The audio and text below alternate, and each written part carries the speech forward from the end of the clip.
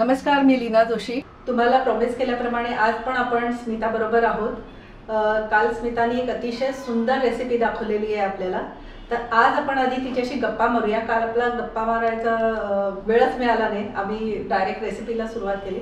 तर आज आता मात्र मला तिच्याशी थोडंसं गुज गोष्टी करायची. तर स्मिता, मला सांग की तुझा हा जो क्लास आहे अनुरुचिता, जो क्लास आहे, क्लासचं नाव ते नेमकं काय आहे? अनुरुचिता म्हणजे माझी मोठ्या मुलीचं नाव अनुष्का आणि धाकट्या मुलीचं नाव अर्चिता. ओके. काहीतरी एक वेगळं की आपली स्वतःची एक नाव ओळख पाहिजे अशा याच्याने ते मी तिच्यातलं अनु आणि हिच्यातलं असं करून अनुरुचिता असं ते तयार केलं. Very cute. बरं, मग मला सांग, हे कुकिंग क्लासेस करायचं हे तुझ्या डोक्यात कसं आलं? मुळातच मला लहानपणापासून वेगवेगळे पदार्थ करायची आवड होती. म्हणजे आपण आत्ताची 10वीची मुलं म्हणतात की मला वेळ जात नाही, काय करायचं. तर तसं मला कधी झालंच नाही, कारण 10वीच्या सुट्टीमध्ये पहिल्यांदा काय तर लगेच मी कुठेतरी कुकिंगचे क्लास आहे, मग आईस्क्रीमचे क्लास कर, पंजाबी डिशेस कर. म्हणजे तू शिकत होतीस? मी शिकायचे बरं. आणि लगेच करून बघायचे. मग लगेच बाबा मला अगदी जर तू बेकिंग केलं की मला लगेच अगदी ओव्हन पण लगेच आणून दिलाय दुसऱ्या दिवशी. इतकी ती छान म्हणजे सुरुवात होते तेव्हापासून. म्हणजे तेव्हापासूनच तुझ्यामध्ये कुकिंगची आवड होती? पोळी भाजी सोडून सगळं मला आवडतं करायला.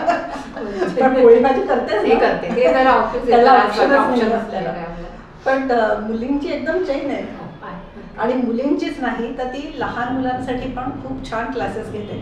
तर हे कसं सुचलं तुला की लहान मुलांचे क्लासेस घ्यावे? आता गेले 15 वर्ष मी शाळेमध्ये शिकवत होते, त्याच्यामुळे लहान मुलांचं लक्षात येतच आपल्याला काय काय गोष्टी त्यांना नुसतंच हे करायचं आणि घरी तुम्ही करू देत नाही हाया पसारा वगैरे या सगळ्या गोष्टी. त्याच्यापेक्षा बेटर वे मग कसं इथे आलं की मुलं स्वतः करतात. आणि हा मेन क्लास कसं हँड्स ऑन असतो, म्हणजे मुलं स्वतः करतात. त्याच्यामुळे तो मुलांना खूप आवडायला लागला. पण मग आपण लहान मुलांना जनरली कुकिंग विदाउट फायर वगैरे असं कन्सेप्ट असते इव्हन शाळेमध्ये पण मग तू इथे त्यांना गॅस वगैरे देतेस लावायला की काय? कसं असतं, आधी पूर्वी घ्यायचे क्लासेस ते पूर्णपणे कुकिंग विदाउट फायर होते. पण आता ही पिढी हळूहळू बदलायला लागलेली आहे. त्यांना इंडक्शन येतो, त्यांना मायक्रो कन्व्हेक्शन वापरता येतो, त्यांना ओव्हन वापरता येतो. त्यामुळे या छोट्या छोट्या मग त्यांनाही हवं असतं की मला सुद्धा चालेल ओव्हन मधल्या रेसिपी, मला पण मायक्रो मधल्यावर चालेल. मग असं असं ते सुचत गेलं. मग पुढे पुढे मी माझ्या ह्याच्यात पण थोड्याशा रेसिपीमध्ये चेंज करत गेले. हो, पण मुलं करतात ना व्यवस्थित? अगदी छान करतात. एखादा किस्सा सांग ना तुझ्या क्लास मधला एखादा, म्हणजे तुला जर असा आठवत असेल लहान मुलांचा. आत्ताच म्हणजे रिसेंटलीच एक मागच्या आठवड्यामध्ये एक क्लास झाला सगळा छोट्या मुलांचा. पण त्यात पण 12-13 वर्षाची मुलं होती बऱ्यापैकी. मग त्यांना पण काही काही रेसिपी पास्ता वगैरे दाखवलं होतं. मग त्यांनी लगेच नाही काकू प्लीज आमचा एक वेगळा पण क्लास घ्या. आम्हाला या छोट्या मुलांबरोबर खूपच वेळ कसं 6 वर्षापासून 14 वर्षापर्यंतची मुलं असतात. मग या 12 वर्षाच्या मुलांना थोडंसं अजून काहीतरी ऍडव्हान्स हवं. मग त्यांच्यासाठी मी स्पेशल आता एक 4 दिवसापूर्वी पूर्ण पास्ताचा असा त्यांच्यासाठी मी सगळा डिझाईन केला होता क्लास. तो खूप छान मुलांनी एन्जॉय केला आणि छान स्वतः केलं म्हणजे. आणि करतात अगं मुलं आता खरंच खूप म्हणजे छान करतात. क्या बात आहे. आणि बाकी जो असतो तुझा क्लास, म्हणजे मी तर आता ऐकलंय की तू केक पण वेगवेगळे बनवतेस, केकचे प्रीमिक्स बनवतेस. नुसते केकचे प्रीमिक्स नाही तर ती पंजाबी ग्रेव्हीचे प्रीमिक्स पण बनवते, त्याचेही क्लासेस घेते, इन्स्टंटचे घेते, वेगवेगळे बिर्याणी भाताचे वेगवेगळे प्रकार, पराठ्याचे वेगवेगळे प्रकार. म्हणजे तुझे स्नॅक्स आणि मला वाटतं ऑल ओव्हर कुकिंगचे वेगवेगळ्या प्रकारचे जवळपास माझ्या मते 70 क्लास आहे. 70 पेक्षा जास्त क्लासेस आहेत. आणि सध्या सगळ्यात फेमस जो क्लास आहे सध्या तो सॅलड आणि सूप. हो, म्हणजे त्याच्यावर म्हणजे बऱ्यापैकी खूप लोक असतात. म्हणजे मला हॉल पुरत नाही सॅलडच्या क्लास. हो बापरे. त्यामुळे त्या खूप असतात. आणि आता लोक हेल्थ कॉन्शियस झाल्यामुळे विकतचे सॅलड आणण्यापेक्षा बेसिकली इथे येऊन शिकलात तर ते जास्त सोपं पडतं त्यांना आता. आणि मला सांग, आता इतका उन्हाळा वाढलेला आहे, हीट वेव्ह आहे, तर आईस्क्रीम किंवा सरबत वगैरे ह्याचे पण क्लासेस घेतात? सगळे बेकिंग कुकिंगचे सगळे क्लासेस असतात. Okay, great. मग मी तर तुम्हाला नक्की सजेस्ट करेन की स्मिताकडे तुम्ही नक्की या.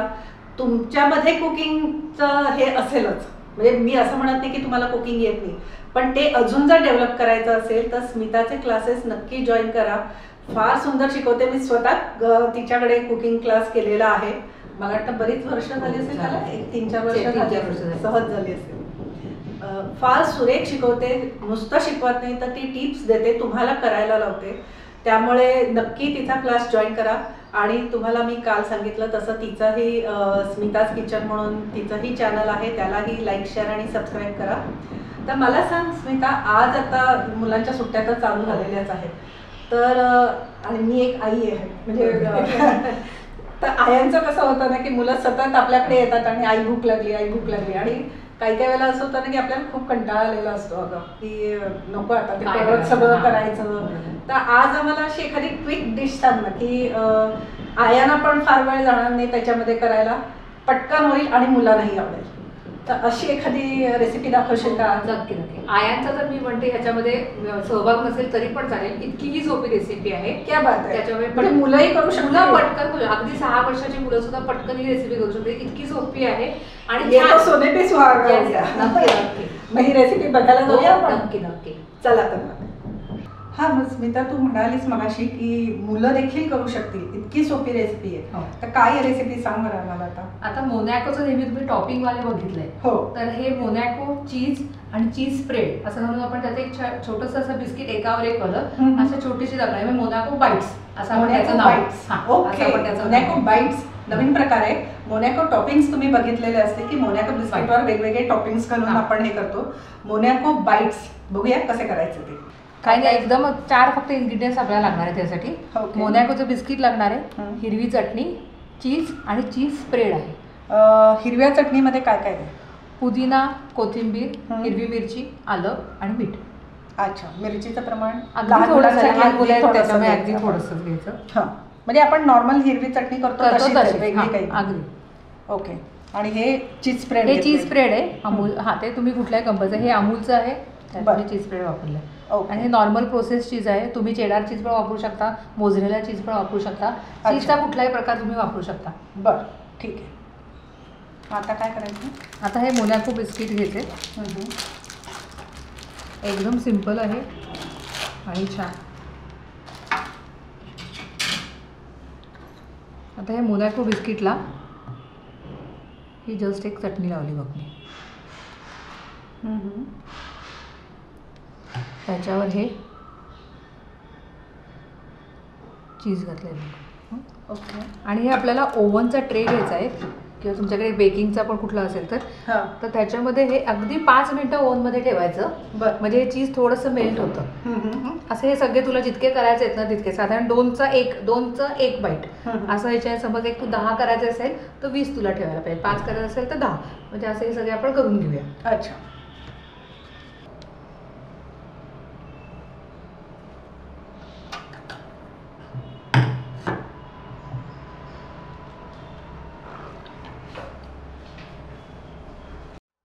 अशा पद्धतीने आपल्याला हे सगळे टॉपिंग करायचे आणि आता ओव्हनमध्ये एका 5 मिनिटासाठी बेक करायचे. आता ओव्हन आपण प्रीहीट केलेलं आहे 10 मिनिटासाठी आणि आपण आता हे ओव्हनमध्ये ठेवत आहे.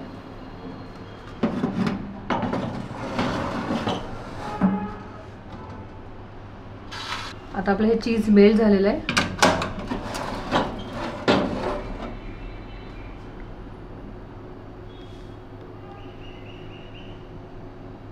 स्मिता, आता मला सांग, आता पुढे काय करायचं आपल्याला? आता हे आपण ओव्हनमध्ये केलेलं आहे.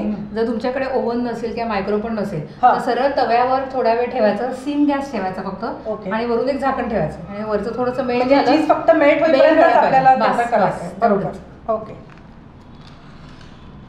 आता आपण पुढचं सांगते. आता ह्याचा एक लेअर जो आहे, हा एक बिस्किट घेतलंय, त्याच्या आता हे उलटं केलं. अच्छा. आता त्याच्यावर आपण चीज स्प्रेड जे आहे ते थोडंसं स्प्रेड करूया. हे जस्ट मी हातात घेते. आता या चीज स्प्रेडमध्ये तुला आवडीच्या भाज्या पण तू टाकल्यास ना तरी चालेल. म्हणजे बेल पेपर टाक, कॉर्न टाक, तर ते छान लागतं अजून जरा. राईट. अगं हे मोठ्यांना पण आवडेल. म्हणजे याच्यामध्ये तू आता चीज स्प्रेड लावतेस तर मोठ्यांना ज्यांना स्पायसी आवडतं ते शेजवान चटणी वगैरे लावून पण अगदी अगदी, किंवा मेयोनीज आणि शेजवान चटणी एकत्र करून असं. आता बघ, हा दुसरा जो लेअर आहे तो मी आता ह्याच्यावर ठेवणार. ओके. तर हे असं आपल्याला हे बाईट्स तयार झाले. Monaco dollar. हा मोनॅको डॉलर म्हणूया आपण. मोनॅको डॉलर्स तयार. मस्त वाटतंय. क्या बात आहे. मस्त मस्त मस्त. आणि हे करायला केवढे सोपे आहेत.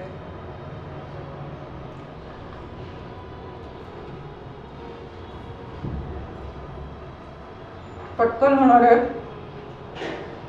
अफलातून चव आहे. लहान मुलं कशाला, आपल्याला पण आवडणार आहे. नक्की करून बघा.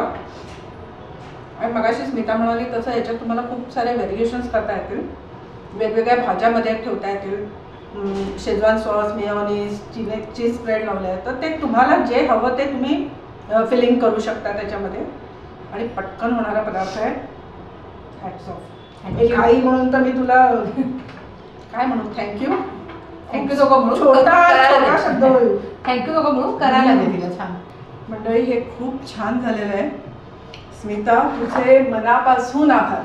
खूप खूप आभार, कारण इतक्या छान इतक्या सुंदर रेसिपीज तू आम्हाला दाखवल्यास. काल पण एक छान मस्त रेसिपी दाखवलीस, आज तर ही पटकन होणारी रेसिपी दाखवलीस. मोन्याको टॉपिंग साधारण माहिती असतं आपल्याला, पण हा प्रकार थोडा नवीन आहे, हटके आहे. नक्की करून बघा. तसंच तिच्या स्मिताज किचन या चॅनलला लाईक, शेअर आणि सबस्क्राईब नक्की करा. आणि आपला लीना सुगरणकट्टा या चॅनलला देखील लाईक, शेअर आणि सबस्क्राईब करायला विसरू नका.